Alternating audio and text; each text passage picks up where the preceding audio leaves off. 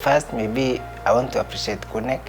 I came here as a first year, I didn't have knowledge about environmental issues, but now currently I'm a fourth year. So you see now, I have all these skills. I have the knowledge through Kunec, through the seminars we have gone, through the workshop. I want to also thank our lead, who is Elizabeth Waduti, who is a UN maybe body with an icon now. So she was part of us. I learned through her in the same club. So I got the skills. Then I sat down and said, we have this issue in Northern Kenya. The way Kunec are doing things, it can be done also in Northern Kenya. We can also have another part of us, the Kunec, in Northern Kenya. So that's now when we decided to form the Friends of Northern Kenya mainly operate in 7 counties. We operate in Samburu, Isiolo, Turkana, Tana River, Marsabit, and Garissa counties. So those countries were mainly semi-arid. So when you go to these counties, seeing something green is somehow difficult. So we see like the way KU is green, we admire also to be in Northern Kenya. For us, we believe we have much more waters in our own land. So what we need to, maybe if only we get one borehole, and if Kunec was in position to give us one borehole, that could be a miracle to us, but unfortunately not in capacity. So for us, what we do mainly, given that in Northern, like you see now the situation in Isiolo, Marsabit, the youth are mainly involved in the drugs. So usually also do drugs, synthesization, and maybe given that we are also from the Samburu, we see now we have FGM issues, so we also advocate on that. So youth are jobless in Northern Kenya. Some of them, they haven't gone to school. So we do bring them together, give them, empower them. We do carpentry, masonry. They are now the one doing. They do phone repair and so basically we do capacity building. We see apart from, people in Northern Kenya, the only thing they trust is a living thing. When you give them a cow and maybe 100,000, they'll decide to take a cow. But for us, we are creating this mentality by within 100 shillings, 1,000 shillings, or 100,000 shillings, you can do farming, you can do something and then produce the same cow. But for them, they have this mentality whereby they are connected with something living. So to change the attitude of something living to maybe something not living, somehow. So for us, we do a community whereby these people, when their cows are gone, what else? What next for them? So the question we brought in question is this. Now the cows have that. Goats are no longer there. The camels are no longer there. So what next for them? That's why now we come in. The elites, the young people, we come together. We need to see change. We need to see something green. We need to green Chalbi Desert. We need to green maybe Marsabit National Park.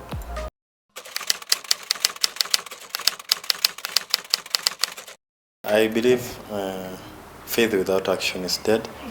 So I would prefer they work from actions, then come back to faith. The enlightenment part is that it's not only in Northern Kenya. I come from Nyandarua County, County 018. We are currently having a charge of Aberdare forest being burned. You know why? The local communities believe when we burn the forest, the smoke will go and form clouds, and then it will rain. So from their perspective, they know if we burn the forest, then we get the rain. In my Twitter account, that is Captain Murithi, I have been posting that charge to the county government of Nyandarua, NEMA, and UNEP, and no other stakeholders that hold that. Why do we have to say that we are fencing Rekorobosat? It's drying up. I have a very good picture of 2019 and now. We have lost over 12 meters of water due to whenever we burn the forest, there's no river coming from Malewa. River Malewa is no longer draining Rekorobosat. This is a lake on the escarpments of Aberdare ridges before you get to Shamata. It's just there, and then you get down to Thompson Falls. It's a home of hundreds of bird species. It's a breeding point of hippopotamus that go all the way to Nyahururu town. We are losing all that diversity because of one thing. The social mentality that farmers should go and farm whenever it's fertile. Why don't we enlighten our people back there? That's why Kunec has been very crucial in mentoring young leaders. I have an organization called the Greener Young Earth. It's newly, not fully registered. I'm in the process. I have been mentored through Kunec that I can work towards making that young people, the moment you empower a young person, you have ensured sustainability, because the knowledge will be there for quite a long time, and there's probability that it will be passed to the next person, is it? So my mentality was, if I include him in my organization, I empower him and acknowledge them that you are the person to make that change, that will be a sustainable approach. You get? So in me, I could tell the government, and I have also written an email to the county government of Nyandarua, that let us focus on social education. Tell the people around Wanjohi, Kinangop, Shamata, Orkarao, and Reshaupondo, the other side of the Abadere, just because the burning is all over. That if you burn that forest, you are going to suffer. Tell them what it is. Show them something that is far from not farming the forest, not really burning the forest, and you will have preserved so much. It's time that we start to act. We don't have time. They say we don't have time, but we can do it. So my position is, and to William, who is my senior now, because he is now exiting to the world. I am a third year, so I have 1 year. And whatever Kunec has done to many of us, like the likes of Liz Waduti and so on, that let's get back to our community. Let us give back to the community. Let's go there and teach them, tell them that we need to act on this. The other day, I was chatting with my friend somewhere. We were around about 20 young men after a football match there, and now we ask ourselves, let me use Kiswahili, that sahi tukiweza itwa watu 10, tuambiwe mtu akuja anasema anataka wanaume 3 wenye watu pombe, hata tufike watatu kwa wawili, the rest are into drugs. Wao wanajua tu waamke waende changa, walale kwa ploti, jioni ifike waende wakaibe ama wakafanya kitu kingine, and life continues. But ukikuja uambie, let me empower you, let me acknowledge you that you are the person to make this change, let me include you in whatever I'm doing, and I'm posing to all leaders and young leaders and my rest of the members. That's our mandate. We should work towards that. Let's acknowledge our young people out there. Tell them that you are the person to make that change. And William, through his organization, that is Friends of Northern Kenya, he will be able to change the Northern Kenya. I from Nyandarua and I keep here in Nakuru and Murang'a, maybe I will be able to change that. He is from Kamba Nation, so Makueni, Machakos and Kitui.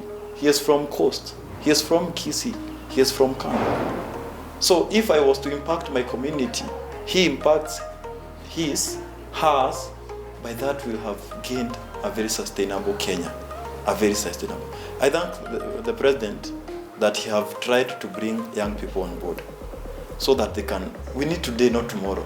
I want to become a leader today so that I can gain experience. Nikifika hapo nisilemewe. Haina haja unipe ofisi kesho, I will just fumble and mess everything up. So basically, give me the opportunity today as you are supporting me. Then let me work my way until whenever you give me that office, I'll work on that.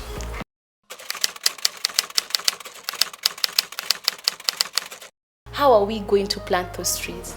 Where are we going to plant those trees? When it comes to issues like the other day, the president was enacting a committee to clean the Nairobi River. And I love the way the governor, Mutula Kilonzo, was talking about trying to, the community are not really the ones who are polluting the waters, because the Tana waters, the Nairobi water, it connects in Makueni where the waters get so green and it's affecting the people of the community. Whereas when you follow the pollution of the waters, it is from the industries, most probably in Nairobi. The rich people outside here, the estates that are there, they're the ones who they don't have proper sewer lines. When there are no proper sewer lines, they connect the sewer to the river. The water is polluted from Nairobi.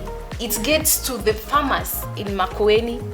And when the water gets to the farmers in Makueni, will they really say it's pollution? They won't say it's pollution. Most probably they will say, hey, God has forgotten us or something like that. I think we should involve the community and let them understand what is the problem that is facing them. I think in every planning or in any action that is being taken in climate change, we should consider the community as the first priority to get the information and involving them in doing the implementation of all the planning processes to ensure that we mitigate and adapt the climate change issues.